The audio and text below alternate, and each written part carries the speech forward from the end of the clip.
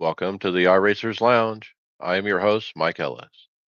iRacers Lounge is a podcast for the iRacer where we talk all things iRacing in a casual setting. Joining me are the usual characters, Greg Hectus. What's up, everybody? Hey, Brad Wren. Good evening, everyone. Welcome, David Hall. Hey. And Donnie Spiker. Afternoon, fellas. And John Curley. Hey, everybody. Days are getting too short. On today's show, we cover how Mike won the green hell. The Logitech release that we did not get to last week. Another chair to keep you cool. See if iRacing has become too greedy. How can I get my track added to the service? Cover patch notes and find out what GSI is working towards. And should we rename the service to iPacing? That's right, Mike. And remember that you can follow along with us on your PC or your mobile device in real time as you listen to the show and see for yourself all the great topics and products we'll discuss by visiting iRacersLounge.com. Select the show notes. We hope to see you there.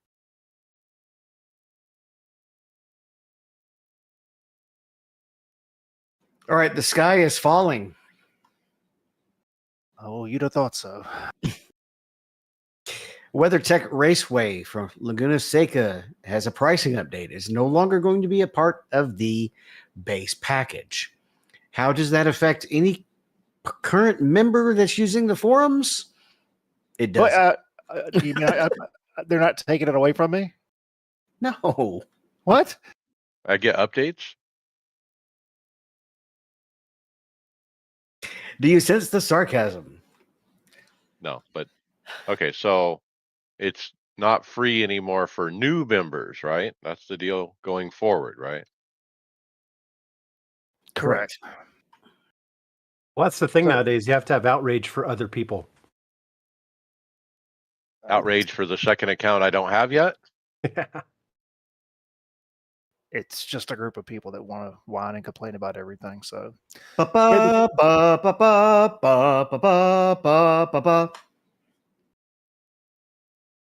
So we got linked to the forum post that Greg West explains what's going on. I guess there's some licensing issues. My understanding is that the track is still owned by the county, but being managed by somebody different now or something. There's some changes happening there. Whatever it is, the arrangement between iRacing and the track has changed. However that works, and they're going to end up having to. I guess the track wants some money for it, I guess now. So my guess is they're probably going to get a rescan because of the indie game. But yeah, so then we got another forum post on here that's, I guess it's about 6 pages of half the service just losing their ever-loving mind. And 99.9% of them probably already have the track. If they're on the service currently, they have the track. There's no way around it. Yeah, but to our headline, is it greedy? You know, the whoever is managing the Laguna Seca track at this point. I mean, I'm thinking about, okay, so what is the agreement? Because it does say here that they just recently entered a long-term renewal for that track with iRacing. And so that means they signed a new contract, and I assume because they're going to start charging for it now, that means the track gets some percentage. So let's just say 20%. 20% of $13, right? What are we talking about? $3 a track or something? So it's the if you read through the forum post that has all the outrage, it's the accusations that iRacing is being greedy. They were making the change because they're greedy. Okay, here's my thing with this on that when you guys posted it too. Okay, we have free content. So all the other tracks that are in agreements that give up their skin, like all this stuff, and iRacing does it, their revenue pays to help with these free tracks too. Like it's that revenue, like the free tracks are there to entice people to come along. And then, you know, a good track like Laguna Seca, because Laguna Seca is used almost in every single road racing series on the thing, so it's perfect for it. And it's like you got all these other tracks that their services are paying to, you know, to have some free content, and the money that's going from that, it could be taken, being not generated for some of these other tracks too, right? Well, look, I think this is not driven by iRacing. I think what iRacing's best interest is to keep the current deal in place where it's been a free content from day one. And I'm sure that when they went to them with a renewal, that was the original proposal. But companies being companies and living to the bottom line and money is money, profit, profit. I'm sure Laguna Seca is the one that said, "Oh, we need a piece of the pie," and so this is how they have to do it. Is so they just move it over to a paid track and they get a piece of the pie from that point forward. I would just say it's in bad taste on Laguna Seca management because I think it gives a bad taste in the iRacer's mouth about it. I think that you're going to reach more people by being part of the base free content than by going to a paid content only. Just like Greg said, it's used on almost all the different road series. You want that high exposure. Like when a rookie comes into iRacing, there's only so many tracks you kind of run in, the key ones, and this is one of them. What benefit would, let's say, who is it? The Friends of Laguna, they operate the track. What benefit do they have for Laguna Seca being on the service? Like, what are they getting from it? Advertising. It's advertising. I mean, the people that go watch the indie events are already going to go watch the indie events. I don't know if necessarily if it's agreed on their part. They still have to operate a facility that probably doesn't run a whole lot of events throughout the year, so they got to maintain it. It's owned by the county, it looks like, and it's operated by something called the Friends of Laguna Seca. But I mean, you still have to operate these facilities throughout the year, keep them up, even when nothing's going on. I have not a bad word to say to iRacing about this at all, because you know why? How many free tracks have they added to the base content in the last 12 months? So is it? I would It's not 5, taking. 6. It's only just taking away. There's not like they're adding another one now because of it, is there? No, But they've added quite a few since. Yeah. So it's been a lot better. Like I remember back in the day, you only had like 3 oval tracks and 3 road courses as free content. I remember when I first joined, I got a special that Watkins Glen would be included with my base content for the first time, and so that was kind of neat. Is this a case of where in the forms maybe we need to say, hey, if you don't like it, it's the same thing you do in politics. Talk to your local track, talk to your local politician, type thing. No, because those people are not going to do it. They're just going to find a window to break somewhere. No. It's just again, it's everybody that's on the forums complaining on something that doesn't even affect them. Look, iRacing has to run a business, and Laguna Seca runs a business. And if getting a rescan of an up-to-date track, which is extremely out of date, is going to cost money, then it costs money. I mean, look, what do we said before? When's the last time iRacing raised their prices? They haven't. I mean, a car is still about the same price it's always been. The tracks are almost the same price they've always been. I just, again, it boggles my mind when people lose their mind over something as ridiculous as $14.95. Yeah, and you have the fact that there could be a potential just rebuild of this track in general, art, rescan, and obviously it's a no-brainer. They got to get their money back somehow. Yeah, that's good. All right. Well, the horse is properly dead. Moving on to Winter is Coming.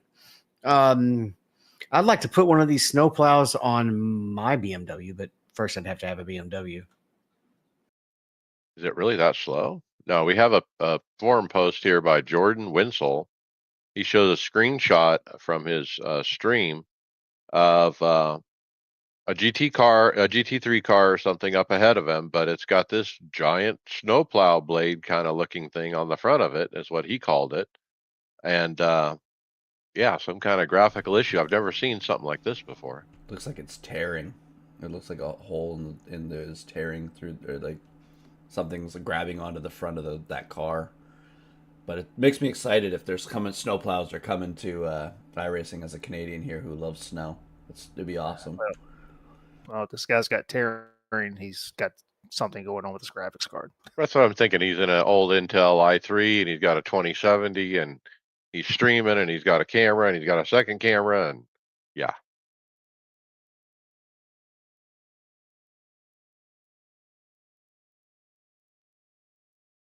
All right, this one is definitely right up our alley, Brad. Eye pacing. Yeah, I got a forum post here from Randy Hughes. Why is iRacing now eye pacing? So, yeah, again, let's drag the already dead horse out and we'll beat it some more. But, it says, why can we not even make it 10 laps without yellows and spinning cars everywhere? And what can iRacing do to fix it? Can't survive, keep getting clobbered. It's gotten real bad. Won't keep paying for this. Again, sky's falling. I get the frustration. We've talked about it. So of course this forum post turns into those agreeing, those disagreeing, and whatnot. But is there answers? Was there any answers? That's why I wanted to put this on the scripts. The only people that can fix this are the nuts behind the wheels. That's just what it is. That's the only people that can fix this. I told you after last night. I'm done with officials and oval. I'm just done. I'm tired of it. I'm tired of getting wrecked. I'm tired of the stupidity. I'm just done. So I'm going to remove myself from it because I can't deal with the frustration anymore. And I think that's what you have to do. I don't know. Again, the only people that can fix it are the ones that are holding the steering wheels. Maybe, but that's right to the point that Randy makes. People are going to start leaving if it isn't managed. But I mean, it's the no fault system. You can't protest stupid. So it will not go away unless they decide you can start protesting stupid. There's a comment here that you guys will be able to elaborate on being longer members. It's further down. The comment is, it's been eye pacing ever since the first series with cautions enabled. And in parentheses, I think that would have been the OG Silverado in November of 08. That's why removing cautions is a more plausible solution than expecting a change in behavior. That's not going to do anything. It doesn't. Road racing is boring that way. That's also not true. Yeah, taking the cautions out. No, it's not going to make it any better. It won't. I mean, that's the one thing that's nice about an oval racing is you do have yellows. You do have a chance for a reset, but again, it's just Sorry, Brad, to cut you off there. What will happen is you'll get the same problem as, like, okay, you get slowed up because there's a wreck and you slow down and now you're 10 seconds behind and you can't make it up or something the whole race. It's going to be no fun for people, too, in the fact that... It's gonna... And we want to race in a series that mimics the NASCAR series, do you not? Like, I'd love for IMSA and that to have cautions and stuff, too, someday, where you can, make some restarts and have some interesting things happen, because once you fall behind, you lose out. I'm gonna give you a different take on this. Look, I'm kind of sick of all the whining, and the take is Gen 4. I've been trying to run Gen 4 this week at Wilkesboro, and I'm getting right after work. The next race that's up, I'm right there 2 minutes before the top of the hour. How many are registered? 2. The next night, 8. Called that. Told you that it would wear off. That's the problem. But here's my point. You got all these people in the forum, yourselves included. Blah blah blah. Oval racing sucks. It's turned into nothing. It's all eye pacing. Blah blah blah. But we have Gen 4 sitting here as an alternative, where it actually went green last week, and we had green flag stops. Can you imagine? And nobody runs it. It's like the best NASCAR on the service, and nobody will touch it with a 10-foot pole. So it actually makes me a little upset because I can't even run it because there's not enough people to even go official. Well, I think that's part of the issue with any sort of historic cars. I mean, it's people want to race what they see on TV, and they want to race what the real guys race. That's why NIS day car is always going to be popular. I mean, it's just what it is. I mean, you can look at some of the roadside, the GTE series. It's never going to be as popular as up-to-date series. So I am encouraged, though. There was a link or a picture I sent today in the chat that said that NASCAR, it was Brad Keselowski said on Corey LaJoie's podcast this week that in 2026 NASCAR is going to have 750 horsepower. Won't do anything. Adding 70 Well, it's horsepower going to does help. nothing. It does nothing, Mike. The tires are too wide. It will do nothing. It literally will It's do still a nothing. vacuum, right? It's still a vacuum It's cleaner. it's not going to do anything. I mean, it's Well, I've always said more horsepower and then rip all the garbage off the bottom of the car. We need to be able to see daylight underneath the car. Don't forget If you about the don't brakes see and the daylight, tires. not going to happen. oh, that's right. All right, move on, David. Well, you're talking about not being able to make fields. Well, what about F1? Because that's what the next post is about. It says, why is F1 / Formula A dead on here? Because it's not And- supported. There's No. They there's, just have the one car, right? Or there's is it no maybe- support from the actual series. Yeah. They throw all their money into Codemaster and something else. That's all it's gonna ever be. Everyone likes the That's console. not the only reason. The other reason is the Mercedes series. It's not the F1 series. I mean, the fact that you can't Yeah, paint so that's the the support car. part. Yeah, you're never gonna get all the cars because not every one of those teams on that grid's gonna give you the technology behind their cars, and you only get the Mercedes a year after it's not relevant anymore. Yeah. So, and they're so hard to drive. When you wreck, it's fatal. You know, I tried these cars. Look, Here's hard. Here's a synopsis of how F1 is. They forgot to take a plastic shield off of the front of Lando Norris's car in practice the other day, and they didn't want cameramen to know that that's what they were doing when they took it off. They stood in front of the cameraman, not realizing they had 5 different views that still got them taking it off. That's how secretive are. You think they're gonna ever get a scan of one of these cars? F1 doesn't, like the F1 video games don't have scans of it. They just have drawings that make it look like the outside of the car. That's all they got. They don't have any technology underneath the hood, which iRacing needs.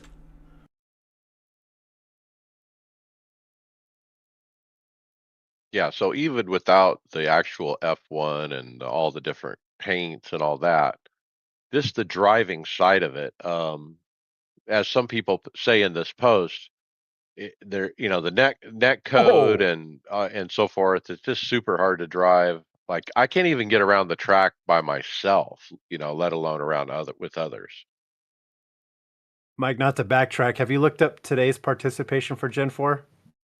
No, It's not good. it's only getting worse, right? They had a 3 a.m., a 7 a.m., a 3 p.m., only one register per session, and then 4 p.m. had 13. That's crushing because I was going to run this tonight. And that's the reason why it's really hard to get all these old cars scanned. It's going to be less and less probably down the road. We're going to have that. We're not going to, I sit here and I want to get the old kart car back from the day when IndyCar and IRL were split apart. Will never happen. But, it would be nice to have that someday, but participation will never do it. Just compare any of the IMSA endurance races to the one in the old IMSA cars where they were running the HPD and the old Nissan. The numbers are astronomically low. Again, people want to run what's new and what they see on TV and what all the series are. That's why we do this, because we're make believe racers. We want to be. That's what we want to be. So that's why we do it. And I want to do the same thing that I see on TV. Looking up at the 87s because that's what also is going to run tonight. And man, I don't know. Well, we are going to run Gen 4 in the league. So we'll see how fun that ends up becoming. We'll talk about that a little bit more later. Let's talk about the patch. Came out this morning, Season 4, Patch 2. If you take a glance, the IL-15 is now enabled for iRacing. Then there's a few small fixes, and then there's a wall of text considering the user interface. That's not a surprise. Yeah, I the first week it came out, it was really rough, but then they patched it and it got better, and they're working on it. So it's acceptable at this point. I got it to where I can read it without my glasses on. So it's still quite small, some of the fonts, but I think I'm adjusting. All of them are better now, except for the voice chat and the text chat. I cannot see the text chat when somebody types. It's just it's too small of a font, and I'm not going to turn. I don't want to make the transparency less because of where I have the text chat, which is in the middle of the screen. So, yeah, I just can't read the text chat. Also, when I turn my knobs on Marvin's force feedback app, I can't see the numbers. Before the update, it would put little numbers in the chat of what strength I'm at so I could see it. But now it flashes it up there and then it disappears real quick. And I can't see it. Do you run anything through SimHub? I have SimHub, yes. Yeah, they've got a plugin for SimHub. That's what I use. It's got a nice little graph meter that you can put on your screens to see all that. Ooh, okay. Go look at Discord. On the car side, they did a lot more tweaks to the GTP system, including fixing the labeling on a lot of the cars of the TC1 and TC2, which is basically gain and sensitivity. Anything else you'll see standing out in here? This little stuff, typical patch.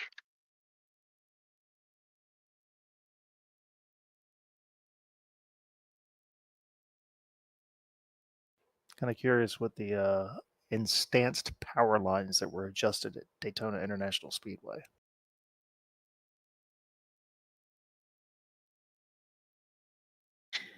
All right. Well, we were just talking about tracks, and that's what this next one's about, Donnie. Yeah, there's a gentleman out in Arizona, a Manpole Bahua, we'll go with that. He basically asked iRacing in the forums if he can get his local track, Podium Club and Casa Grande, scanned for iRacing, and David Tucker actually responds to him, indicating it's an ambitious project. So yeah, curious if a track can become reality through a forum post. Apparently, this fella runs his HPDE events. I'm not sure what that is, and he says he's moving into ETTA, which is that. I'm losing thought, but So I kind of know of this track a little bit because I follow this ex-IndyCar driver, Paul Tracy, on Instagram, and he bought like I don't know what it is, a GTD or something. It's a proper like IMSA car, and he runs it at this track. So he lives in Scottsdale, and he'll drive down to this track, and it's like a club track, and you pay for a membership, and you can bring your car out at any time and run it. And he hasn't done it recently, but he used to do it quite a bit. And so that's how I know about it. But yeah, David Tucker went on to kind of talk about the business stuff of how this would work. It says it has to be a partnership between the track owners and iRacing. There's a lot of business stuff that has to be worked out to allow us to license it. The best way forward would be for you to do some groundwork at your track to see if the owners have any interest in getting it scanned. Then you can help them approach iRacing so we can start the process. You mean iRacing just doesn't like roll in and start scanning? I mean, the real question is, money. Would this be a part of the rookie content? Oh, that's a good question, Dave. It could replace Laguna Seca. just roll over and do thermal while you're at it. Well, thermal has a lot of changes, doesn't it? That we don't have. Thermal would probably cost way too much. Would be my guess. All right, John, since you're the most gamer here of all of us, tell us about iRacing Arcade. Yeah, we've got something called iRacing Arcade coming to Steam later this fall. Actually, with all the crashes we've had on iRacing, I think we already have iRacing Arcade, but basically you can build a dream team, compete across God, stop complaining. global series, and master bold strategies on officially licensed cars and tracks. And they've got some pictures of it here on on their X account. It's an arcade game. I mean, it looks like it's for kids, basically. Mario Kart. I don't think that just for kids. Come on. Anyways, it's Well, big kids too. it's it'll be a fun uh extra case or extra thing for them to, get their name out there. I think it's a great company to brand with. Like, um their arcade game that they already had come up with is very popular among Steam. So on the Steam uh, downloader, it actually has a lot of people that have taken advantage of downloading this game and or the old game for it. But I think it's going to work well with the iRacing platform because of all the licenses that they got. It'll be interesting seeing how they roll it out. But I'm interested in it. There's a bunch of things that iRacing are doing here that I'm definitely not just going to be paying for the membership of the iRacing platform. I'll be investing in all the other games that they're going to be working on over the next couple years. Well, Greg, with you, I was thinking this would be perfect for your girls to kind of introduce them to racing. Yeah, my girls kind of they're they're real girly girls. They're not they like my Come racing. on. They like my racing, but they're girly girls. They like dance and they like all the other stuff. I'm not forcing them to like racing. They don't do a lot of stuff. They do whatever. My one girl is a gamer. She loves video games, but yeah, this might be if it's a good way of doing a co-op or something down the road, I might do it with her.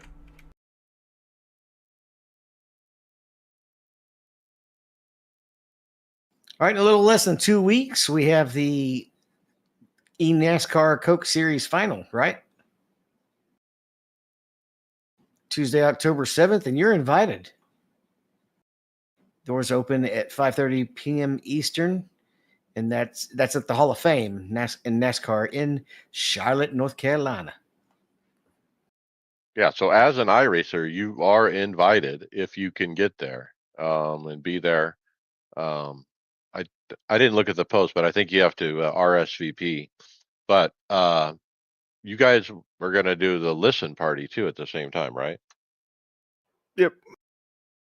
Anybody in their Discord, whatever, can come along and watch it along with us because I'll stream it and we'll do it like we've done what has it been the last 3 or 4 years now we've done it, Mike? Yep. Yeah, so it ought to be fun. So that's Tuesday, October 7th, and the race starts at 8 p.m. Eastern.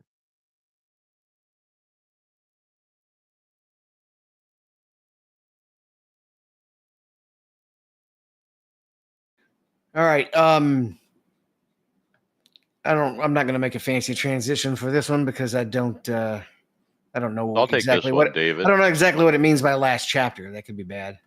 Well, yeah, so we have a serious note here. Trent Hill posted up in iRacing community that he's hosting a charity race this Saturday, the 27th. A friend of mine's wife is losing her battle with cancer. And so we're putting a race together to support and honor her and her family. All donations and entry fees will go directly to the family. If you like my Discord, if anyone is interested in joining, called Altered Reality Gaming, $10 entry fee. Race winner gets $50 and a custom made trophy or plaque. They are going to have a broadcast. A custom wooden flag will be made and sent to the pole sitter for the race.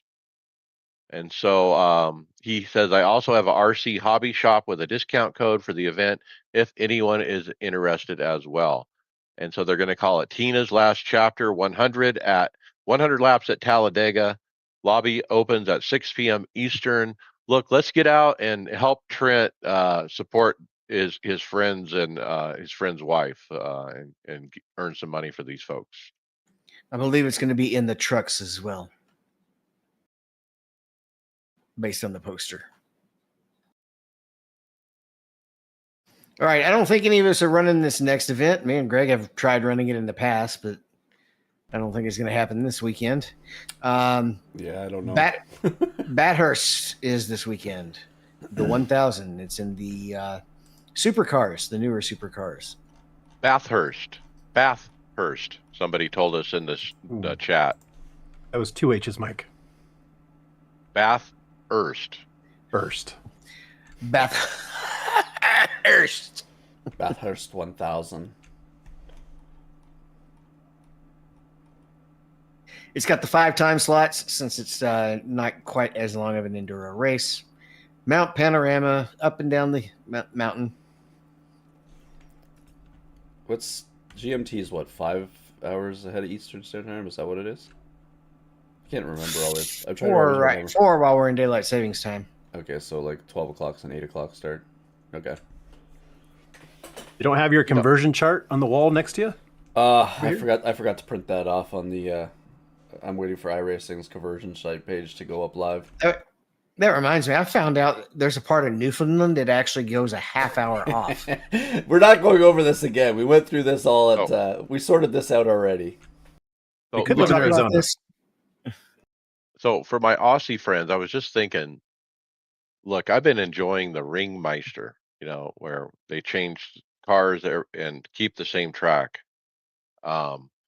We should have the Bathurst Meister, where it's always at this track, but we change cars every week. It's supercars one week, it's GT3 the next, it's Toyota the next, or something like that. I would run it because this is, when you think about legendary tracks that are really unique and kind of fun to run, this one is definitely in the top 3 or 4, I think, because of the way the elevation changes and the way you have to go down the hill and all that.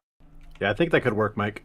I have a whole algorithm in my YouTube pages of watching pole times get destroyed as the car got faster and faster over the years of them trying to set a fast pole position time for that race. I love the hype that this race would have been great to go down, or would still be great to go down and see, but I would have liked to have been back in the era when it was more of, I think we were talking about this earlier, a manufacturer's hatred for each other, Holden and Ford hating each other as a fan base.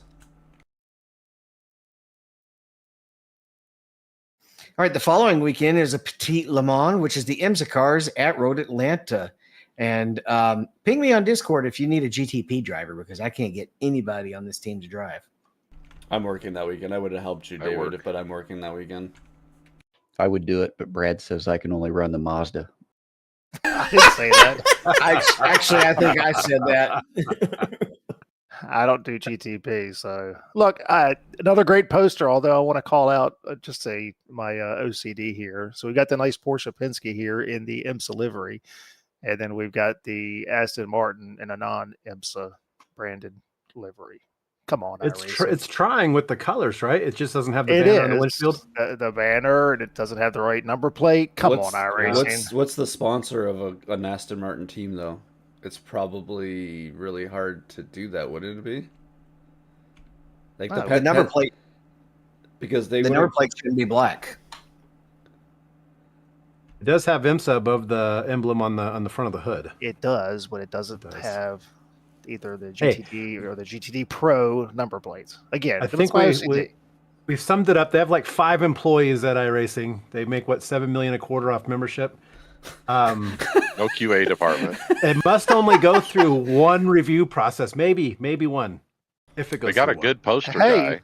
They do, and they're going to all get a raise once people start buying the new Laguna Seca. Oh my, okay, Brad, come on. Actually, that's all is going to a particular daughter's college fund, I believe, is what they allocated for. Her name's Laguna. She's got a sister named Seca. Title idea. Her name is Laguna.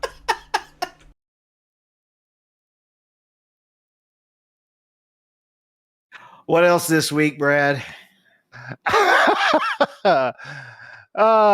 We've covered most of it. I've got the 410 dirt sprint cars are in action this week, along with the dirt super late model vintage Grand Prix. So the GT3 regional tour. So I know Donnie had done 1 week. Donnie, have you been doing this? Oh yeah, I ran it this week and was not good. It's Road America too, and I enjoy it. Participation was nice. I think we're getting like 150 per session. I'm just not performing anywhere near what would make me happy, so I'll give it another go tonight. Apparently, since all my oval series I was going to run, nobody runs them, so I guess I'll be back on the road. There you go.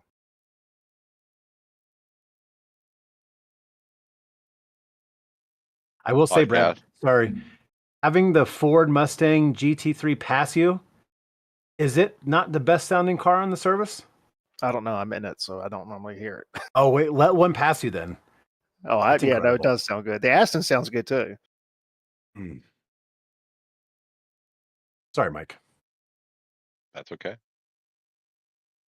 Podcast housekeeping. Leave us a review on your favorite podcast platform to make it easier for more listeners to find the podcast. Mention the podcast to your fellow drivers so they don't miss out. We would appreciate it. Check out our Discord and get involved in the discussion. Lots of going on over there. Of course, you can see our show notes at iRacersLounge.com.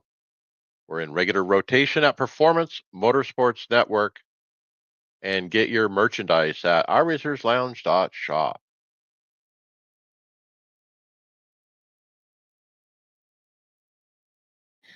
All right. How did we do in fantasy, Brad? All right, so the Cup Series rolled into New Hampshire Motor Speedway this past week. With the win, we had iRace Too Slow at 264. Second was Canadian. Third was Res Dog. Fourth, Team Terry. Fifth, Smiling Ninja. So give a shout out to Penguin Racing. That's William Westbrook, our road guy that continues to spank all of us when it comes to the oval side. With a sixth-place finish, and just give a shout out to myself. I think it's the first top 10 I've had all year at 8. So there you go. So wait, where's Mike Wojo in this week's standings? I don't see him in the top 10, He's and not- I see Res Dog is right there in third. Yeah, the gap is overall gap is down to under 40 points. So getting tight. We got a battle actually. Looks like maybe 3 or 4 guys that are still in this. Oh yeah, yep. So New Hampshire was a New Hampshire race. For a New Hampshire race, it wasn't a bad race. I don't think as good as they can be. But Penske showed up enough that I guess was it Chris Gabehart said that they thought everything was good until they got here, and now Penske's figured out the flat track, and I guess they're ready to throw the towel in and just go ahead and give the trophy to Penske. As long as it goes to Blaney, that'd be great. No, Logano. Come on, it's always going to be Logano at the end of the season. So I guess No, it's only every other year. It depends on if it's an odd or an even year. That's true. He doesn't win on odd years, so it's got to be an even year. Biggest thing that came out of this weekend was Denny Hamlin dumping his teammate, the twerp, as I like to call him. So a lot of buzz on social media and most of the podcasts about that, and really surprised that there was so many of them defending what Ty was doing. You know, like he had a right to race him because that's the best thing to do. What an idiot! That's His not the name is on impression the I got side on of the most of the building. podcasts. Most of the podcasts were pretty well on Denny's side of things. Listen to Sirius XM, it was quite different. Mhm. Yeah, I only listened to Junior's podcast, and he was on "Don't Race Your Teammate So Hard" side. So was That's Denny. the only one I or- listened to, yeah. So were the guys on the teardown. So were the guys on door bumper clear. So again, it's kind of a mixed thing. I mean, I don't know. He's got a history. You know, remember he dumped his Brandon Jones as a teammate to win Martinsville when he was getting his championship. So I He don't needs to win. He's fallen behind. It took Elliott a while, took Bowman or Byron a while. It's I think he's at 102, 104 races right now. So he's probably feeling the pressure. I just don't think he has the maturity to do it. That's the Yeah. issue. Well, Joe Gibbs said he would let the drivers handle it, so that's what Denny did. Well, apparently, I don't think Ty even showed up for the competition meeting on Tuesday. What I heard this week. Ooh. But what happens if he dumps him? If Ty dumps Denny and eliminates him from the playoffs in some facet? What are they going to do? Is I he don't going to lose? know. He don't won't know. lose his ride. He can't lose his ride. I mean, come on. It'd be Free exciting. family. Perfect silver spoon. All right, so we got Kansas this week. I don't know. I really don't know how to even think about. You know, Larson won back here in the spring. Larson's done nothing since Indy. So NASCAR and the talking heads are kind of how good was your last race. So I'm sure this week would all be about Penske and how great they were. And now the Toyotas suck, but then Toyota will probably win this weekend would be my guess. Yeah, the Twitterverse and the podcast verse have the worst memory. Like literally a week ago, everybody was like, "Well, I guess Penske's just not going to get it done this year like they did last year," and then here they are. I don't know. Maybe Hendrick steps up this week and runs well. 2311 did not have a good showing last week. I think they're both of them are pretty much must win spots as far as to advance. So they're giving Corolla parts right now. Yeah, I mean, biggest news over the last couple of days is the amount of chatter about changes coming to the playoff system, and the continued talk about possible 36-point season has come back up. God, that'd be wonderful. I would like it. I would renew my interest for sure, I think. Well, I agree. So, all right. So overall, as Mike pointed out, Michael Wuju has still got the lead. Looks like he slipped a little bit. So, Mike, get down and pick those good winners like you've been doing. Res Dogs in second. Third is Team Doyon. Fourth, Cletus 545. Fifth is Team Terry.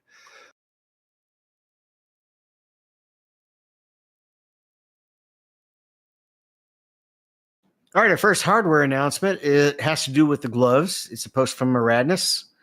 Some new changes are coming starting tomorrow. I guess it's being released tomorrow, or you can start pre-ordering actually on Just the 26th. scroll down and you'll see, David. It's the Aura Pro, right? Which has been rebuilt from the ground up with new fabrics, more breathability, and more precision. So it goes live for pre-order at 3 tomorrow, or 3 on Friday, September 26th, as you listen. Yeah, so he's redesigned the gloves. Saw a little bit of social media from him. Changed the way the grip is in the hand a little bit. Went from a finger touch on the finger to also, I think, on the thumb as well. But look, I've been happy with his gloves. I've got 3 pairs of them. These look good too. So I'm interested to see feedback on them and see what he releases. So they do look nice.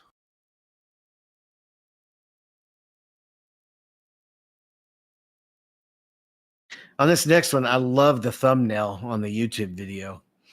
It's that's some cool graphic design. But we've got the Logitech Direct Drive 8 Newton meter being released, and it looks like Will did a review. Is that right, Mike? Yeah, I included Kareth, I think is it how you say it, his Instagram, because the way he caresses the Logitech wheel, like he's on The Price is Right and he's the showcase model, and he just runs his hand along it, and I thought it was funny.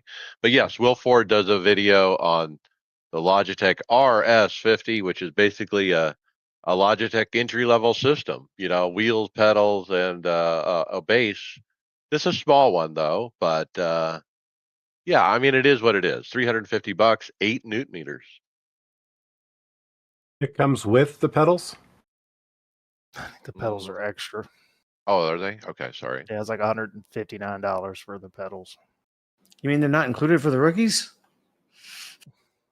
No. So their previous True Force has 11 newton meters. This will be a release for 8 newton meters, and it looks like the price difference is anywhere from $300 to $500 different with this model as opposed to the True Force. That True Force was way overpriced. It always has been, I thought, for But what still it was. up there. You can still get it for $1,200 if you really need it. But this one will be on Logitech's site, and they have it for $700. This RS50. Oh, okay. Well, Yeah, what did Will have to say?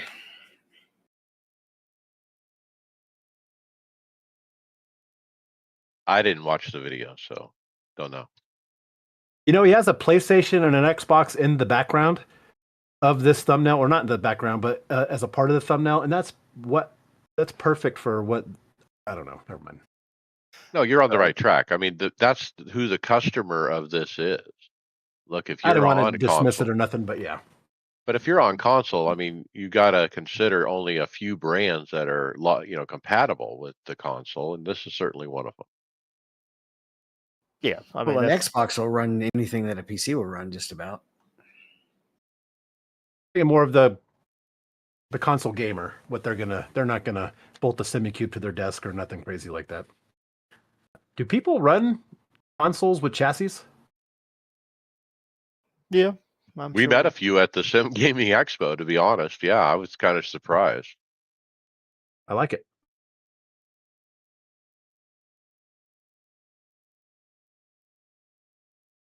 All right, it looks like Arouge is letting you customize your own chair, right, John? That is right. Rouge makes some pretty high-end seats, and what you can do now is customize it. You can have your name stitched in it. The one they show here on this particular post, it's got Dave Cam on it, one of our buddies that does a lot of the YouTube videos. But if you got the cash, you want to customize it, get your name, you can do it. I don't know how much that'll set you back though, but I would imagine it's pretty costly. Yeah, great seat, and to be able to put your logo on it, that's kind of a neat touch. There's not a lot of seat companies that allow that. So, look, if you're building your dream rig, how about a logo on your seat? It has to be good for the streamers and whatnot, and we'll quote the social media influencers or whatnot. But do many of us have our own logo yet? You got the iRacers Lounge logo. Yeah, we got the team logo. Yeah. Got the You team got the logo. Tifosi Racing That's logo. right. You Yep. know, So on their website, which is in, I don't even know what language it is. Now hang on, I changed it. So let's see if we're going to customize. All right, so the seat is 885, I guess, euros first, and if you want to have it customized, it's $150 plus a $225 design fee. whoa. I did not see them at the gaming expo, Sim Gaming Expo, but they need to be there next year. I would love to feel what their cool seat feels like. Is it better than attaching all my hoses and whatnot too? So it'd be interesting to feel. Check it out. So to be clear, Brad, is that the cool seat that you're talking about, or? Yes, yeah, that's the Okay. seat C2 Cold Fusion.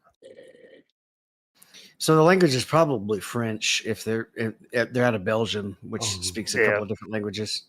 It's in English. I found the old tab to change it to English, but yeah, still quite expensive. So you're looking at almost close to $1,500. I can sweat and be happy with that. All right, next we have a post from Advanced Sim Racing, and they're featuring their Gen 2 wheel deck coming soon. And what this looks like is a mount for a SimuCube wheel that has a lot of adjustability in it. Love Well, it. Yeah, any front mounted wheelbase would work with this, but yeah, tons of adjustability. This looks really nice. With I'm curious levers, how- like you don't need a tool. You just like undo the lever. It's a hand levers. Yeah, it was really nice actually. When we were at the expo, there were a few of the rigs were like this, where you just loosen the lever to slide it, and that was particularly vital when you had like me jumping in a rig right after Justin. Look, I needed something like this when I was struggling with steering wheel extensions. Like I trying to get the oval wheel to the spot I want it, but my road wheel to the same spot without my steering base moving.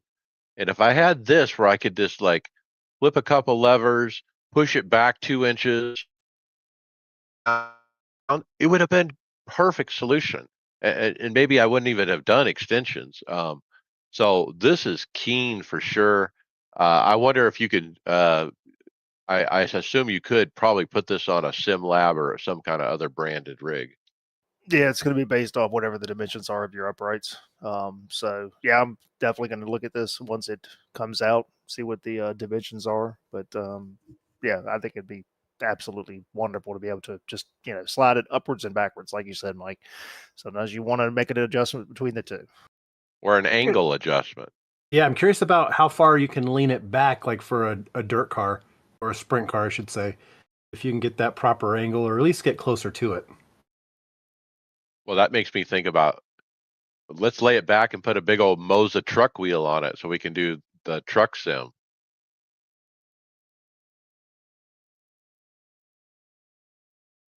All right, the next post I see is also an Instagram post, and this one looks to be the most compact motion rig I've ever seen. It's not out yet, but it's coming soon. It's the QS-H13 by Cubic Systems.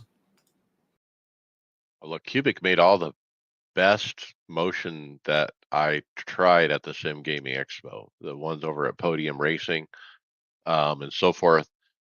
But this is a different kind of motion, David, because it's just the seat itself. So you see like an 80-20 style rig here, and the motion piece is like built right under the seat itself, and it almost looks like the seat is on It's a single swiveling. Yeah, it's just spike or pivoting. something, just moving side to side, back and forth. I think I like Yep. this. Well, It's really space efficient. it is. I'm just trying to, I'm thinking the motion rigs that we tried at the expo, everything moved. So as I shifted to the left, steering wheel stayed with me. This would be a bit Right. odd when it's just my body moving and my steering wheel's not moving or anything. I mean, when I'm in a car, the seat is not moving. The entire car is moving. Yeah, and I think it's moving a lot in this video for what I would be racing. I don't know what he's racing, but for like oval racing, like what we mainly run, I don't know if it'd move that much. Well, I think Wouldn't this make pedal control difficult? yeah, I think this would make things quite difficult. And Donnie, I don't know if we talked over the couple shows since the expo, but I think all of us agreed that on the oval, motion was almost worthless, wasn't it, Mike? Maybe this will have haptics in it somehow. Maybe you could work in haptics into it instead of the motion. Look, I'm sure it'll trick your mind if you get used to it, so forth, and you would get that sensation that you're looking for. But to Brad's point, look, especially me when I'm trying to model a F4 brake and I'm putting 90 kilograms of pressure on this thing. When I stomp on this brake pedal, guess what I'm doing? I'm pushing my lower back into the back of this seat pretty dang hard. And if you watch the motion on this thing, from one moment to the other, there's 2 inches of play from where his back is. So if my back is moving 1 or 2 inches all the time, how am I going to be consistent on my braking when I'm really trying to stomp on that pedal? Yeah, this would be a hard no for me after trying motion. I think if you're going to do motion, you need everything to move. You need the wheel, the pedals, the gear shift, and the seat to all be in moving at the same time. I don't think it's necessary to have the displays moving, but everything that you're touching needs to be moving with at the same time. Yeah, I'm looking at him inside the seat. He's moving around quite a bit. I'm not sure it would be the right sensation as far as the G forces. If that, I don't know how to explain this, but it's just like the center of the motion is going to be so narrow, if that makes sense. It's like the pivot point is going to be too narrow, too close. Yeah, the first part of me seeing it was the space, and that looked really nice. But then after watching it, yeah, I don't know.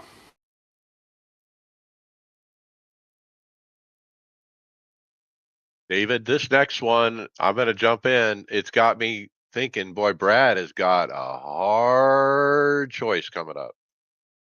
Yeah, I broke that to the wife the other night, and she's just like, "Huh? What? What do you mean? I don't All understand. the run What's wrong? caution laps. What's wrong with the one you have now?" Oh, that sent me down a rabbit hole. I mean, heck, we can run caution laps on a belt-driven wheel at this point. I'm not running caution laps. Controller. I'm not running oval anymore. I told you I'm done.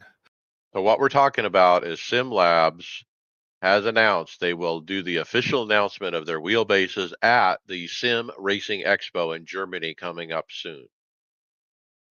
Yep, October 17th. So this is the DDX Torque Sync. So as we shared, tried this at the expo. I thought it felt great, and I really love this quick release. I really like the quick release. And we also heard SimiCube is also going to announce sometime in October the SimiCube Pro 3. You'd imagine it'd be at the same place. It's going to be in October. Could be. Could be. But look, to what I was alluding to, this is a big choice. Look, SimiCube, as we just documented very well in Chicago recently, is what I would call the king of king on wheelbases. Okay, there's nobody that says otherwise. You ask everybody.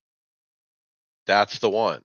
Now that they're making a new one, is it still the king of kings? Probably. But Sim Labs, which is has the best reputation, for equipment, for quality. You look at the Porsche rim, you look at the Lewis Hamilton rim, you look at the SimLab P1X, the P1X Ultimate, the P1X Pro, quality high-end equipment, and then they're doing a wheelbase at the same time, and we got to try it, and it was on par of the SimiCube. It really was. I think everyone said it was smooth. Yeah, and talking with Richard, I mean, his intent is to make the best wheelbase. That was his goal. So, and that's what he's put his. I mean, he's the one that's designed this. He's the one that's done all the work. So,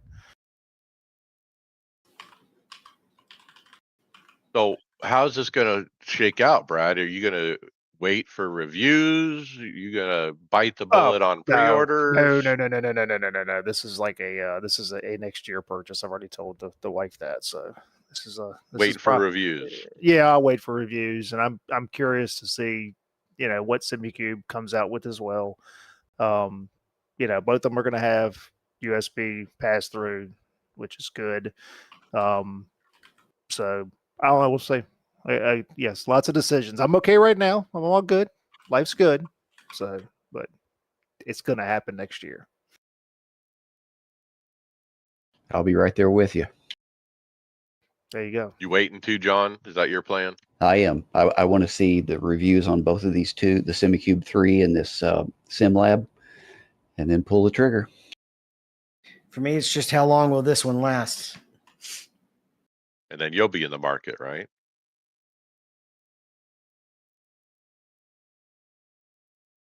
All right. You can't, well, I can tell it's a formula wheel, but it's really hard to see many details when you first look at the thumbnail on the next one. Precision Sim Engineering. And if we click on it, it's still just sitting there. It's not a video. It's just a tease. It's a teaser. They have a new wheel coming, and you can see like a joystick. What do you call those? Right in the dead center of that. That's the only thing that's in focus. An encoder. And that's probably not the best location for it. Well, I mean, and I don't know. You could take this picture to where it looks like kind of however you want it to look. So I don't know. We'll see. Yeah, but if it's, I mean, maybe, but that's in the dead center. That's why it's in focus and nothing else is. Because they just rotated it and smeared it out with overexposure. Going to have purple highlights. They have some very nice stuff, but it's not cheap. Very high end. I was just looking at their Instagram page at their other wheels and stuff. Yeah, super high end stuff at Precision Sim Engineering. Donnie, what do you think of this DIY wheel? Yeah, there's a DIY wheel from Kodai Wheels coming October 2026, or maybe the announcement of it is. But it looks like a formula wheel that you're going to be able to build yourself. Not sure if it's going to be through files or whatnot, and you're going to 3D print it. I'm assuming that's how most of it's going to be. But it looks like it has an October announcement date, so maybe another Sim Racing Expo announcement. Got 3 paddles on each side, so 6 total. Yeah, this Instagram post is from Gray's Dynamics. So he's done a couple live builds on his stream of, like, I think the Pokonoi one and stuff, which is kind of interesting to watch. So I actually purchased a wheel from him and going to try to get him on the show here coming up this fall. So super nice guy. Where's he out Yeah, of? he's Ohio, I believe. he's really active too on reviewing equipment, different things. Look in the comments of this post, I did see that he replied to somebody on price. He said at the low end around 800, on the high end around 1,250 for the premium parts. You do have some flexibility since it's a DIY wheel. Yeah, again, that's one of the neat things about this hobby is you got guys that can do this stuff. Me, absolutely not. Wouldn't even touch this with a 1,000,000-foot pole. Not in my wheelhouse at all. Yeah, I would do this. So. I can't solder. I learned that when I tried to do the wind sim. Gotta watch YouTube video. It's my eyeballs aren't good enough to see the little thing to solder. I feel like I'm painting a 1/24 scale engine in my garage right now, and I'm realizing how old I'm getting. Shaky hands. I can't see what I'm painting. Oh man, it's a mess.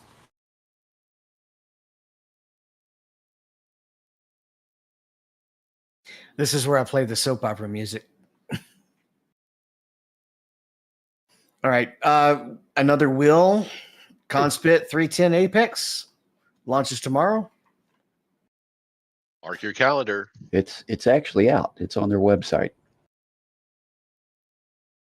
It's not a bad looking wheel. I mean, No, so this is similar. They've got the 300 GT, I think is what it is. With this has got the small little screen on there. This is incorporated into a 310 millimeter oval rim.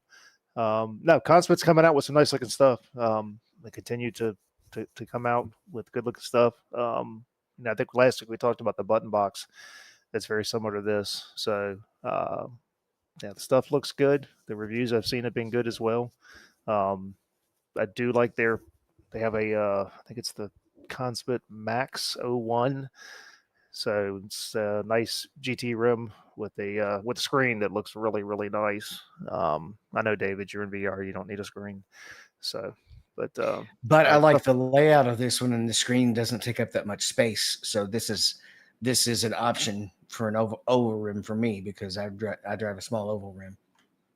Yeah, so no, good looking stuff, and like we shared before, the guy I used to be with CEO of Sim Magic is now with Conspit. It's just kind of remarkable to see how much they've blown up here recently over the last year.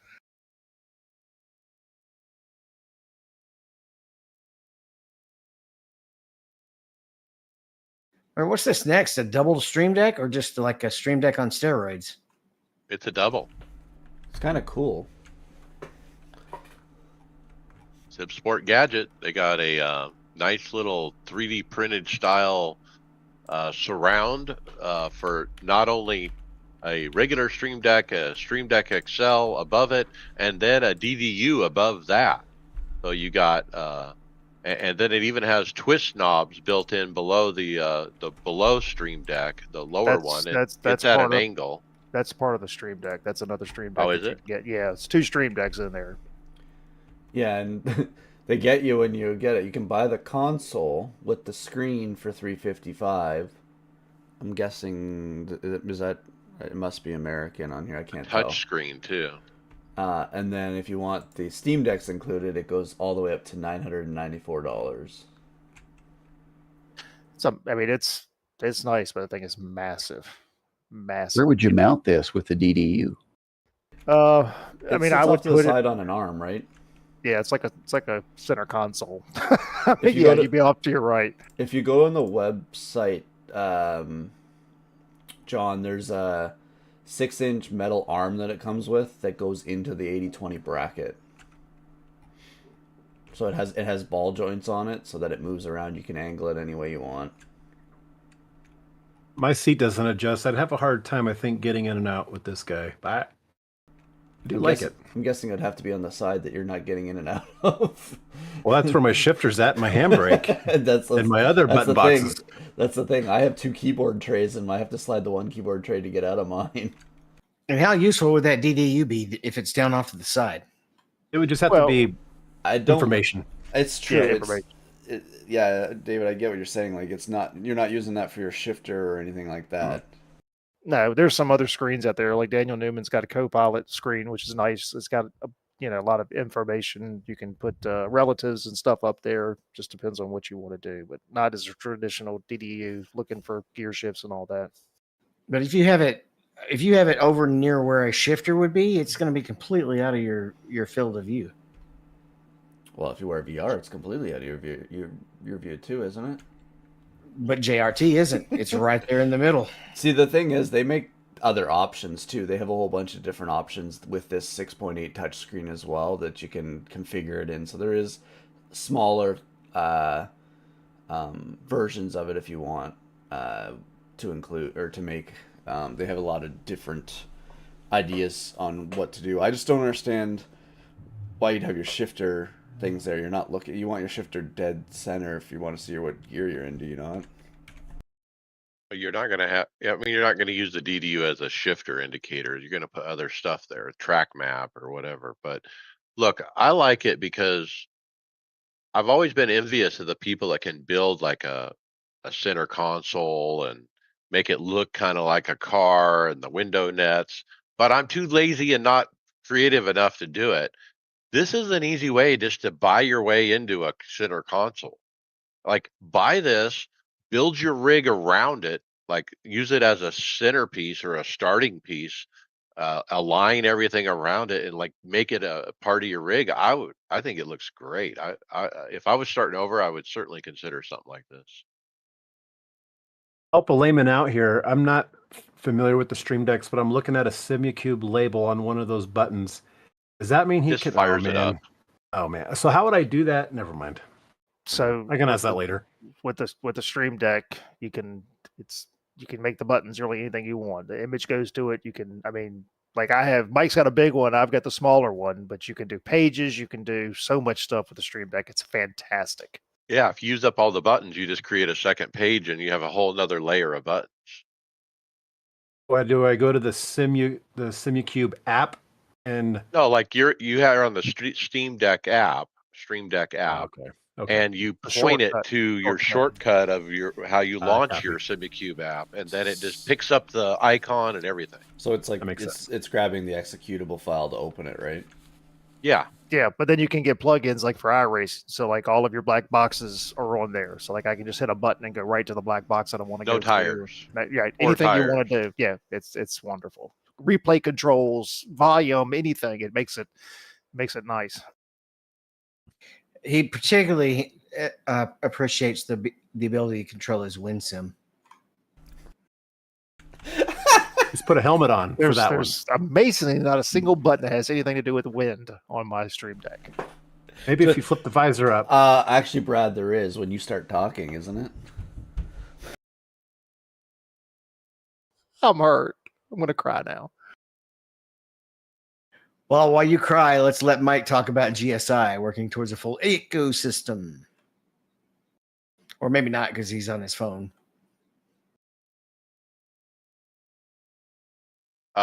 Yeah, so I saw this video with Jose Gomez, I believe is his name. I did meet him briefly and had a short conversation at the Sim Gaming Expo.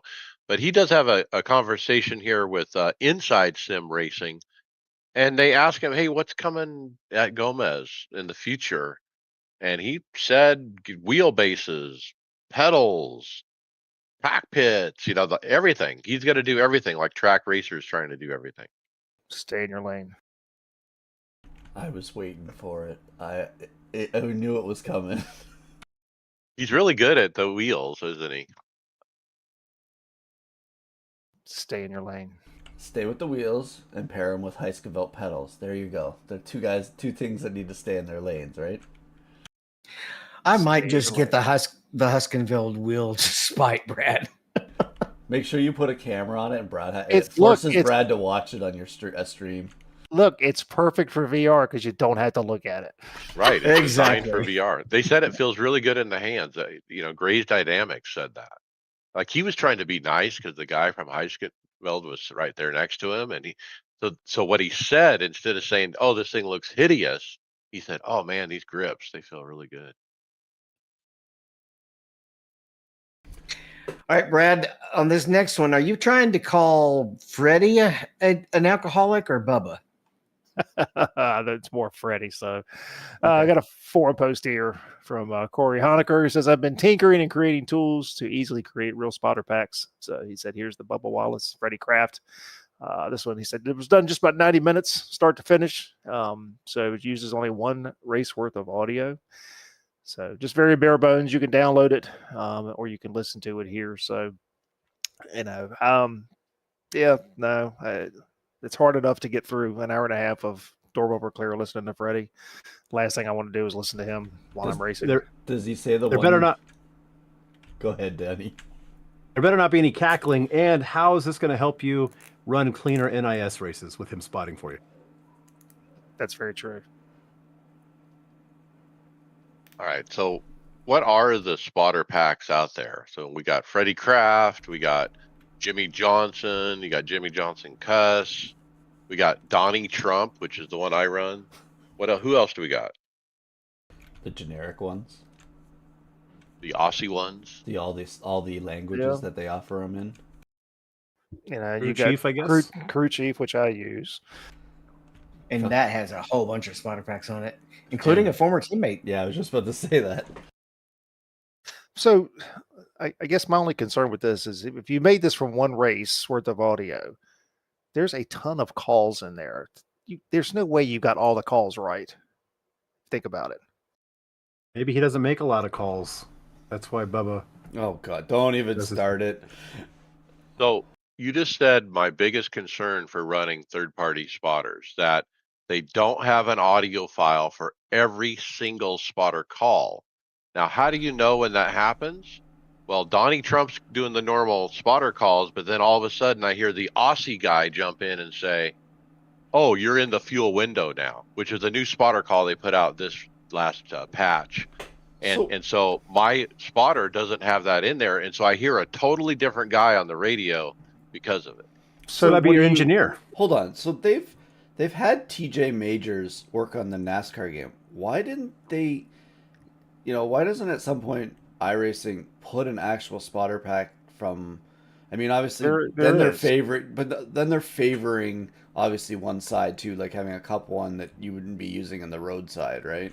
There's a TJ option in the game. Actually, you're right. I guess that would be the only full one that would have everything that has to do with oval, probably fully scripted, right? I don't know, but all right. So, Mike, what do you have? What level do you have your in-game spotter at? Oh, highest chattiness. So you're listening to, then you're getting 2 calls every time? Not necessarily, but sometimes there's a call that is missing. So the guy who built the Donnie Trump spotter pack, he didn't do audio for every single call. It's like he did 95% of them. So sometimes there's a little thing that comes up and I hear the Aussie guys instead of this Trump guy. Oh, that's right, because the spotter packs get loaded in through iRacing, don't they? Right, and so the Donnie Trump one hasn't been updated, and they've even added, like I said, a new spotter call that says you're in the fuel window. I got you. That's the difference between Crew Chief runs as a standalone. So like I run Crew Chief and I have the in-game spotter just on low, just so the only thing I'll hear is weather and repairs. So I forgot that the packs get loaded in the game.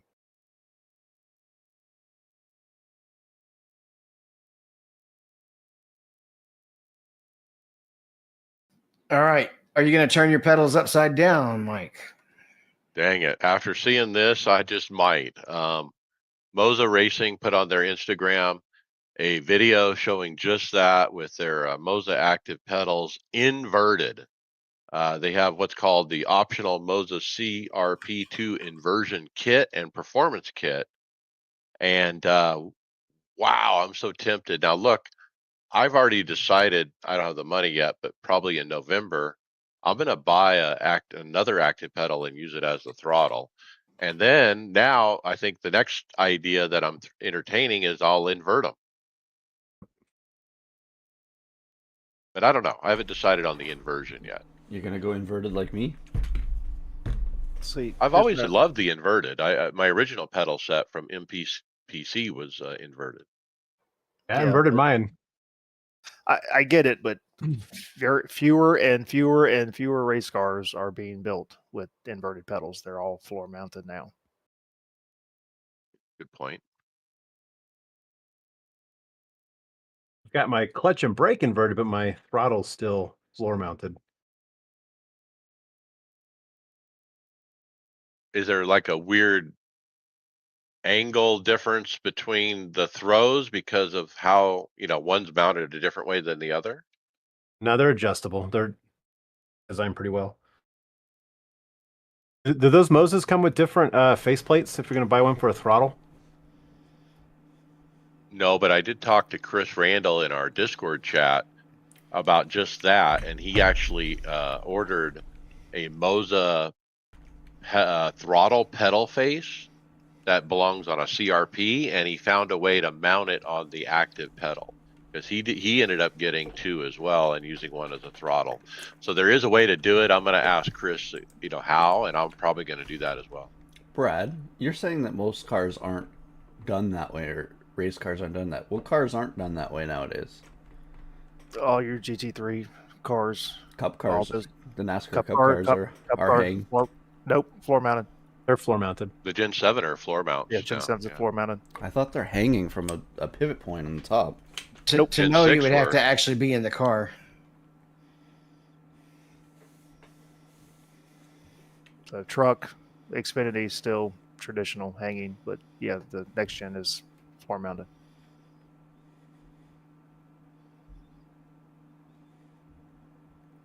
All right, next we have what might be one of the cheapest direct drives we've seen. Check. What do you think, John? Yeah, so Oscar at OC Racing did an unboxing on the new PXN V10 Ultra. This thing is the wheelbase, a steering wheel, and two pedals for $260. Wow. Yeah, I mean that's kind of a killer price. He hasn't done a review yet, but it piqued my interest because I don't think I've ever seen a bundle like that under $300. This has got to be a first. That Curious to canvas see the was pretty review. close, wasn't it? The one with that Moza was has one, inside right? out. I thought it was the Camus wheel, the one Yeah, that I was. think that was Camus built- has a really cheap one like this, and I think Moza does too. But yeah, I think that's super cheap. And look, if you have a friend or somebody who wants to see if they like the sport and want to see if they want to get involved, this is a cheap way to find out. Is it plastic? 3D printed, maybe? I don't know. I mean, V10, does that mean 10 Newton meters? I think it does. Yeah. Yeah, so that's a good price. He never said. I'd be very leery. That's 10 Newton meters in that little thing. I'd be very leery. Well, about he's that. going to do a full review. This is just the unboxing, so we'll have the full review probably next week or something, or the week after. Even the part where the wheel would mount to the base. Oh, I'm actually curious to see what the review's like. It looks like plastic. I'm not sure, but It does. The whole thing does look plasticky, doesn't it? But look at the price. All right, next up, we actually have an announcement of a sister company being formed, which is really just kind of an extension of a current company. We call it. We titled it a perfect match, but it's really just them expanding their business. Advanced Sim Racing is growing, and their new company is called Nova Extrusions. And basically, instead of buying just rigs, now you can buy custom extrusions if you want to build your own projects, essentially. So you can buy the profile straight from them. Yeah, so Mike, you threw this on the script, and I was scrolling through Facebook, and I saw a Facebook post from Nova Extrusions. It had nothing to do with Advanced Sim Racing. And then, like a day later, I get an email from Advanced Sim Racing announcing this, and I'm like, this is really weird. But yeah, with their website, I mean, you can order by the length, however, whatever you want, custom cut extrusion from them, and price wise, not horrible, considering it's something here in North America. I mean, it's in Canada, so it's still North America. It's not the U.S., but Usually offer free shipping too. They're really known for their free shipping. I was just trying with a dig there, but you didn't take the bait. This is great. Sorry. Look, All I'm hearing When is I, wind again. sorry. So when I built So when I had my previous pedals, my inverted MPPC, I had to build a custom aluminum profile thing to mount them to, and so I ended up buying that from McMaster Carr. I don't remember where I got it. You paid a fortune. 8020.net maybe. But this is nice to have this company, and it looks like it's high quality stuff. Like the stuff I bought was quite cheap. If you look in the middle of it, it's got really thin metal in it. This looks much thicker, and so it looks really high end.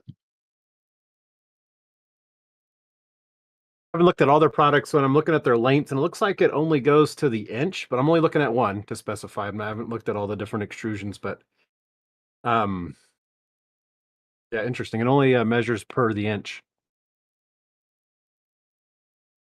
Never mind. Apologize. The next tab down is your fraction.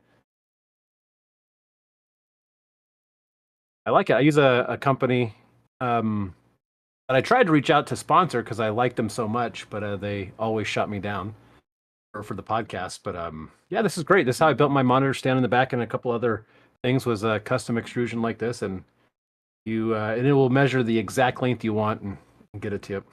I like it. Next up, we have an unboxing of the Cube Controls Astra.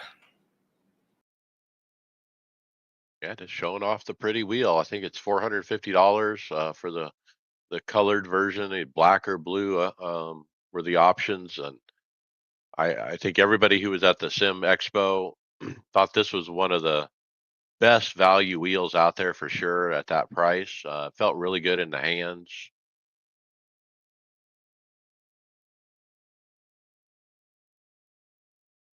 And then I guess I'll take the next one because I'm the one who got this video emailed directly to me. They put out a video with a lot of information about the new headsets coming out of Pimax. This is the low profile one. That's not real big. Well, it's not only that, it's newer technology. Even though it's not that big, it's actually newer technology than was even on the Super, because one of the things that it covers at the end of the video is that any of the Super owners can get the core of this unit and put it in their Super, and it's got a higher resolution. One of the main things that they feature is the micro OLEDs. Where each individual LED is individually lit. It doesn't have to have a backlight, so you don't have that glow of black, of kind of a grayish black behind all the light, and so that means the images are way sharper. They have two versions of this low profile headset that you can get. One's called the Dream Air SE. It's running, I think, $899. We didn't get the prices written down here, but that's what's coming to memory. And it does have eye tracking in it. And it has 105 horizontal field of view using these new concave pancake lenses, which also they're also boasted that it's a plastic and glass hybrid that helps reduce glare. So you don't get chromatic aberrations and glare from pure glass, and you don't get the poor quality that pure plastic can give you. It does have built-in spatial audio. I don't know how much better that is than proper studio headphones, but a couple more specs. 3840 by 3552 pixels per eye with the Sony micro LEDs. And I already mentioned 7. Then they have a slightly more expensive version called the Dream Air, which runs for $1,200 roughly, and it has 110 degrees horizontal field of view, which is about 120 diagonal. Those are both really good. If you're wanting something smaller instead of the big heavy Super or even the Crystal Light, this is a good option. This is, I guess, their answer a little bit to the big screen, and it's the technology that they were bragging on was very nice. Another thing they mentioned was that the software can actually help you track your CPU and GPU and make recommended settings to get you the best performance as you're playing.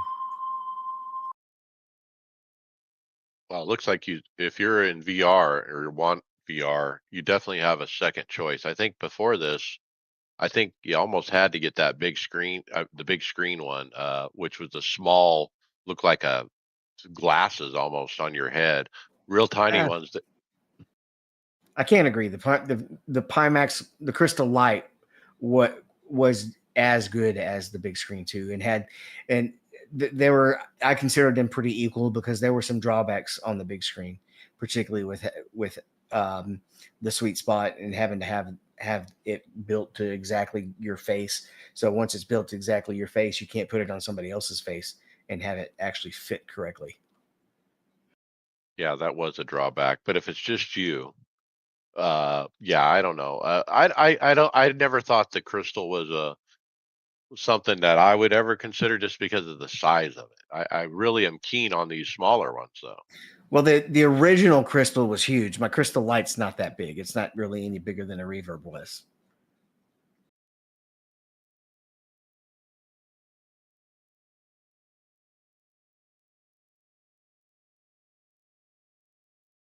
All right, let's hit the results, Mike.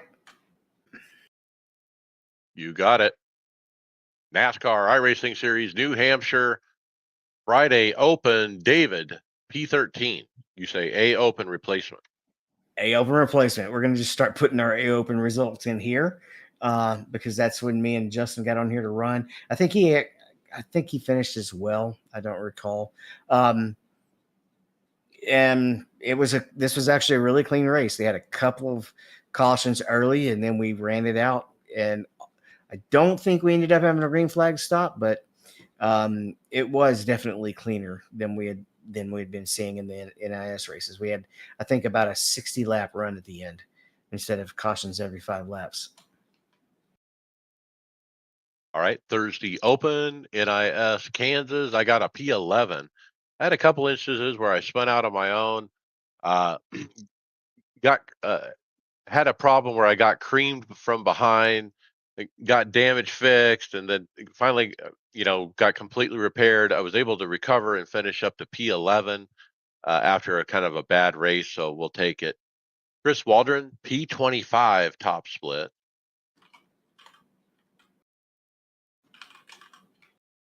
Moving on to other races, we got A Open again. David, a P10. Yep. This one, we had just a couple of cautions. Well, yeah, Brad got taken out at the beginning. They were, a lot of them were really racing stupid at the beginning. So I got out of it every time and just let them go. And once it got thinned out, you could start making it by them. And if you got into a long run, people could really ruin their right front tire coming out of 3 and 4. And so I started passing a lot of people towards the end. And one of the only people I couldn't catch was Justin, who came in 7th. But yeah, so this was top split. I think the winner was a 7,000 I rating. Whoa. Brad, P23.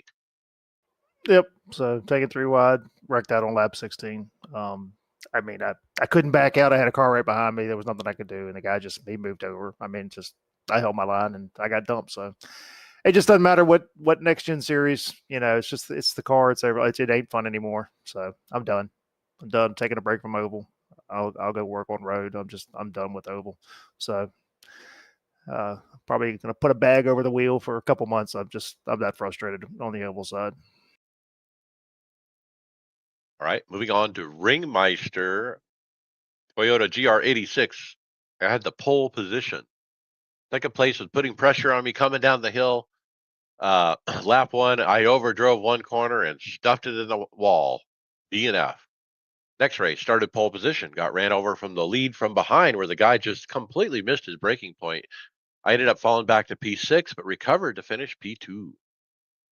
Started 5th, finished P3, ended up with 7 incident points, though, after I got into one guy accidentally. Still a great podium finish. Then Monday night, we switched cars, GT3s. I picked the Ferrari. I wrecked out early on the first race due to low brain rate, how to adjust graphics. I don't know what I meant to write there, but I think what happened was my low frame rate is what I meant to say. I was below 30 frames a second, and I couldn't really see what was happening, and I hit the wall. And so I had to make some adjustments to the graphics. I don't know why that happened, but next race started 27th out of 29, got up to 15th by the end of lap 1. But in a game of chicken at the end of the last straightaway, I lost, and the guy didn't give me room, and I got wrecked. Next race started 22nd, got to 3rd by the end of lap 1. As soon as I realized I was in 3rd, I spun out on my own and fell to the 11th, worked my way back up to finish P6. Finally a finish, but I am bleeding the SR. Next race, I actually started on pit road dead last, P28. I got up to 14th by the time we got to the big hill. Me and another guy were side by side going up the hill. We're catching another car, and we get to that kink. He suddenly goes from 6th to 4th with brakes on an uphill turn where you're only supposed to tap the brake for a moment. He slows some 20, 30 mile an hour. I rear-ended him real hard and killed the car, DNF. Next started 25th out of 27th, got up to 15th quite soon, but then a Mustang went off and came back on and took out a group of 5 of us, DNF. Next finally qualified 3rd out of 26, hit the wall pretty hard going up the hill, trying to make a pass at that kink, was really stupid and hit the wall, but was able to continue on and bring it home and finish P4. Next started pole position, led the entire race and won it. Winner, winner, chicken dinner. I had to fight the guy in second. He gave me a good run, and eventually he wrecked off, and I was able to win the race. Tried again to stack him. Pole position again. I fought hard for the lead, but eventually lost it due to sloppy driving. Actually tried to turn the driving line off this race. I figured, well, I What? won the race. I'm going to try it with the driving line off. How much faster were you? I was way slower with the line off. Way slower. In fact, I was upset finishing second in this race that I had turned it off, feeling that I could have won the race if I had left the dang driving line on. Next, I qualified 3rd, was running 3rd. When I hit the curbs and hit the wall, knocked the whole back end off the car, DNF. And then finally started on pole position, led the first half of the race, had about a 6-second lead and made a mistake, stuffed it in the wall and knocked the rear end off. It's either checkers or wreckers for me this week. Moving to IMSA, Brad, P5. Yeah, I think I did 3 of these. 5th was best finish. I think I had a 5th, a 6th, and a 7th or something. So I started P2, still struggling with just trying to get up to speed on cold tires. Still just amazed at how quick some guys can fire off, but had good pace. Most of the race, just getting very frustrated, was chasing another guy in a Mustang. Just hard to pass just because both the cars are so planted coming off the corners at Sebring. I was in P4 and getting frustrated with the guy and tried to make an aggressive move to get inside him on the hairpin and just missed my braking point and blew the corner. Just that was a mistake on my own. Managed to gain a few spots back on the last lap as some traffic took a couple guys out. So Sebring was fun. I like that track. It was good. So ran a race I think Sunday night with William and then Will Weaver, one of the listeners. Will and I were in the same split. Will's a lot quicker than me, but it's been good. So I don't leave those races as frustrated as I've left most of the oval races here recently. So. All right, and then William Westbrook, a P9, a P14, a P6 at Sebring. Messed up qualifying on the first 2 runs by getting it off track on my second lap. It's very hard to move through the field here with similar skill level racers. The last race was top split nearing 4K SOF. Pretty proud of a P6 here. Didn't mess up qualifying, but in this field, a good lap only got me around 9th. Made it to 6th on the first lap, and then pretty much held on for dear life. Was gaining on 5th, but started to overdrive the car and made the tires angry. I'll take P6 top split. All right, IndyCar Oval fix, John, P9. Yeah, this was at California track. I got a P9. It was great to have a 70 lap race with only 1 caution. I'm not used to that. I should have had better than P9. I was running in P8 and spun it into the grass out of turn 4 on lap 18. Hit the inside wall, caused some damage I couldn't get fixed, but it didn't really hurt the car very much.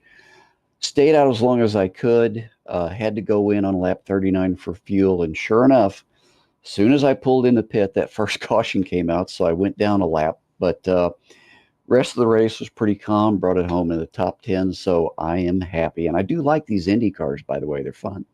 Have you ran it at Darlington this week? I have not, but I intend to. Oh, let us know how it goes. Well, It's an that won't be SR as clean. nightmare. All right, and then Draft Master P10. Yeah, what can I say? I mean, I finished a Draft Master with only 4X, so that's a good run.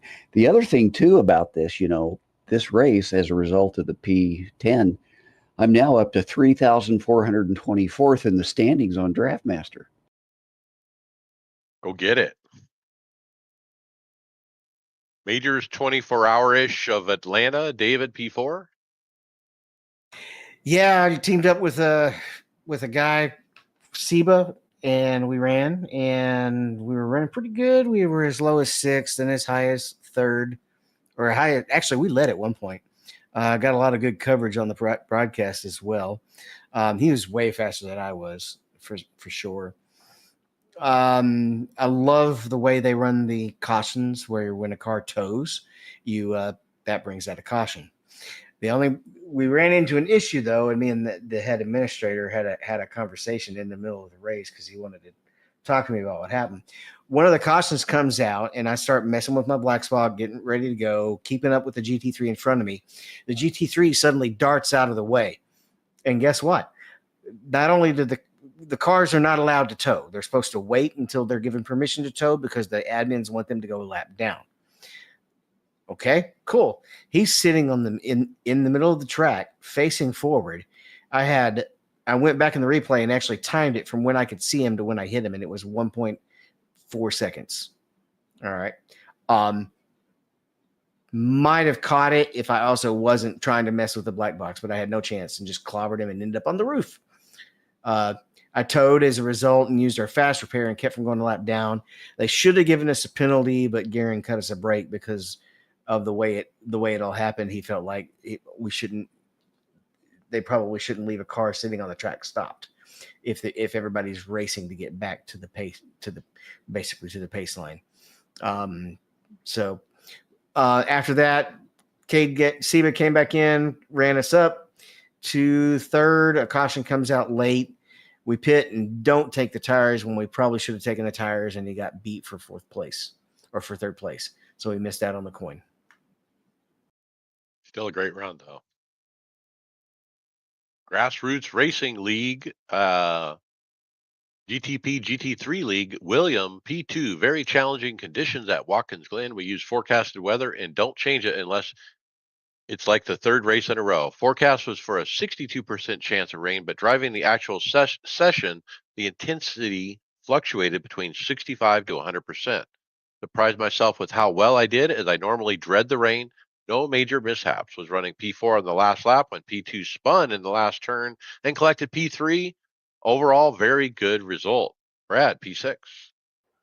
Yeah, I think I started like 17th or something. So I'll call this the monsoon of the Glen. Really just miserable conditions. I managed to only have one spin that was out of turn 10, I think. Like William said, the rain intensity was kind of around about 74% for the whole time, and the track was like 87%. We had one spell, like I guess about middle of the race, where the rain lightened up quite a bit and just started to not, I don't say dry, but it wasn't pooling, and that was enjoyable. And then the rain came right back. So, it just too wet. Real conditions. This would have been a red flag. So, iRacing still has issues with the weather model. I mean, they're just rain is fine. We don't need it to where it's literally inches deep all through different parts of the track.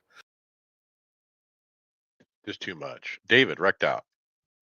Yeah, the rain is fine until it's too much, because this is supposed to be a sim, right? If it's going to get to the point of red flag conditions, iRacing just needs to come up with a way to pull that back and not let it go to red flag conditions, because obviously we don't want to just all stop and have a red flag for 30 minutes and not finish the race, but we also don't want to race in red flag conditions. You couldn't see. The start was a nightmare because I was driving by memory. I had no idea where any corner was. I was just kind of like, I think I'm going to turn now. Okay, I'm going to turn now. It was 100% guesses. Not everybody guessed right. One guy killed himself on lap one. So I get through safely, and I'm my main goal was just to basically not be an embarrassment and make major mistakes, but I did. I'm coming up on a GT at the bottom of the boot where it's the right hander that's down kind of a lower elevation. And he's right in the middle of the track. I can't tell if he's going to go to the left or the right, partially because he's not being very committal, also because I can't see him because of the spray. And in the process of trying to figure out which way he was going to go, past the brake mark and into the wall I go. And I use my fast repair for that. And then later I hit just a bump or something weird in the bus stop, and the car just launched into the wall. Fortunately, I didn't take anybody out. Okay, Elbows Out Racing League, which was LMP2 and GT3 on Wednesday night. William P10, they were testing the software that automatically throws the yellow with a certain amount of incidents with a certain amount of time, but it was tuned way too sensitive. Spent the first 30 minutes under the safety car. Admins handled it the best they could, but tough conditions to run in. I messed up my pit strategy by not going in under yellow. I had pace for maybe a top 3, but cycled to 10th after a green flag stop. Other racing I ran, hosted Chris McGuire, Car of Tomorrow at Talladega. I finished P5, and then Supercars at Michigan, also a P5, and then the old IndyCar at Pocono, I got wrecked out. Final thoughts, Greg Hectus. I'm still not been on the service in the last couple weeks here. Still hard into renovations, trying to sell my house. So it's been tough, but I'm living vicariously through all the guys on the team complaining about NIS and all the pacing that they're doing, and thinking of how happy I am I'm not doing it. But it kind of sucks that I can't be out there to help David with the endurance racing like I normally would like to. But hopefully, once we get to the winter series of our own, then I can start enjoying that and ramp up for next season for maybe NIS, maybe whatever else we decide we might be doing by next February. Okay, very good. Brad Wren, final thought? Out of town for work all next week, so I'm going to miss the podcast, which is sad, to be honest with you. I can't think the last time I missed one, and I'm going to have to listen to it. That's going to be weird. So, yeah, like I said, I'm super frustrated with the oval side of the service right now. So I'm just going to take a break, focus on the road. It's not worth my blood pressure to get upset every night, whether it be getting wrecked out or just the stupidity of races or 21 cautions and everything else. So, yeah, until something changes, or if I get the mood again, I'll get back into it. But for my sanity, I got to stop turning left. It's not good. I go to bed ticked off after every one, and it's not worth it anymore. So we'll take a little break. Right, and then David Hall, I would like you to speak briefly about the league planning that you are doing coming up as well. I will. Let me go ahead and reply to what Brad said. I would encourage you to give A Open another shot because you only got one sample. It usually doesn't go like that, but it's up to you. For me, the A Opens have been going better. I may make one exception with the NIS at Phoenix because I want to do those full length races. So I may jump in just for Phoenix week. All right, so Trader.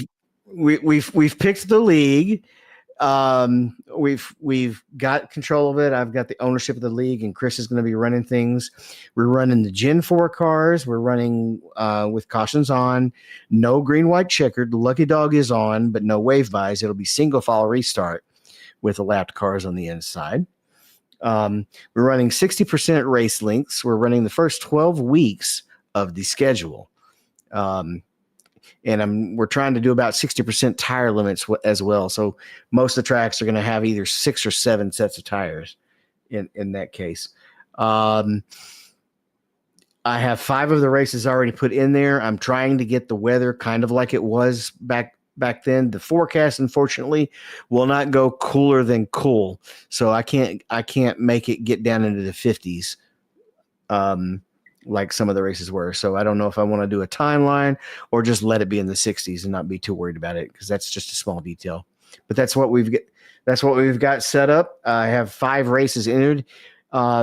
Recruiting is turned off, and I don't think I don't think you can apply if recruiting is turned off. If you can apply even with recruiting's turned off, go ahead and apply. But otherwise, just DM me or in Discord and with your iRacing name or number, and I'll start sending out invites because listeners are invited, but we still want to keep this a fairly closed league and keep the people who raise Brad's blood pressure out. Right. And it starts the first week after NASCAR's over, right? Correct. So we'll have 12 weeks. November 5th is the first date. And we are going to have to race. If we want to do 12 weeks, we are going to race the Wednesday before Thanksgiving, but we are going to take Christmas Eve off and New Year's Eve off. And the last weekend will be February 4th. We also played around with the point system a little bit. And instead of only 40 points for winning, you get 100 points for winning, 80 points for second place. And then it drops down kind of exponentially.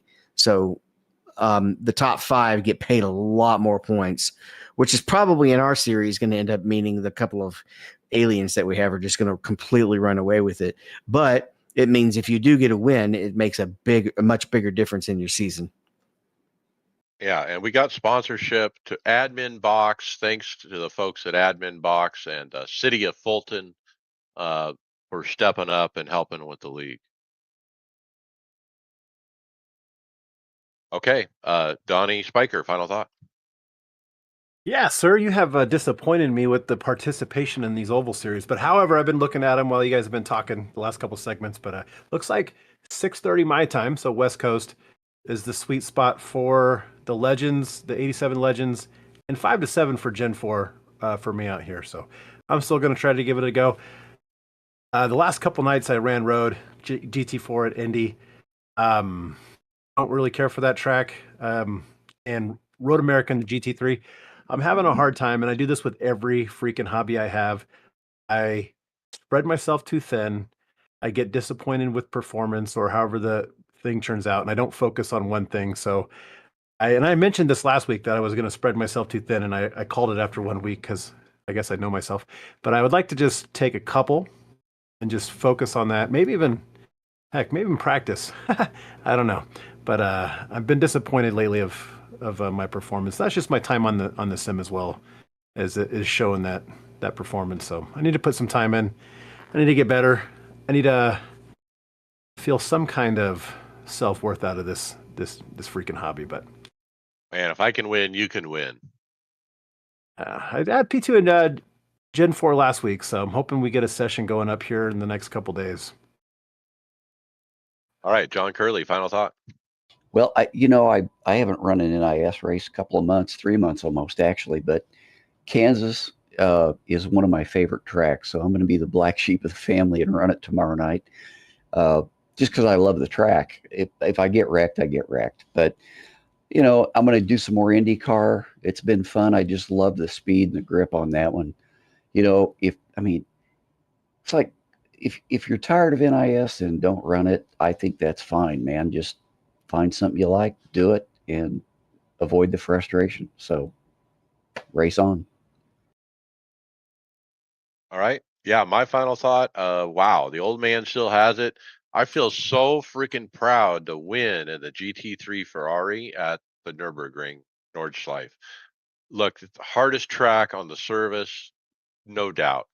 14.1 miles, 3 laps of it, and to get pole position, lead every lap, hold off all challengers, play chicken at the end, and to close the deal. I am just stoked, and so I'm stacking the wins. I'm at 115, I think, maybe 116. I keep losing track, but man, when I'm doing well, I want to stack them. So this week, I'm going to stay in that Ferrari. I'm going to stay at the ring. I'm going to try to get another win. I won last week in the Toyota GR86 at the ring. No idea what the car is next week, but I'm looking forward to it. I'm actually having a lot of fun with this series and encourage all the listeners out there to join me at the ring. And with that, hey, we'll see you on the track later.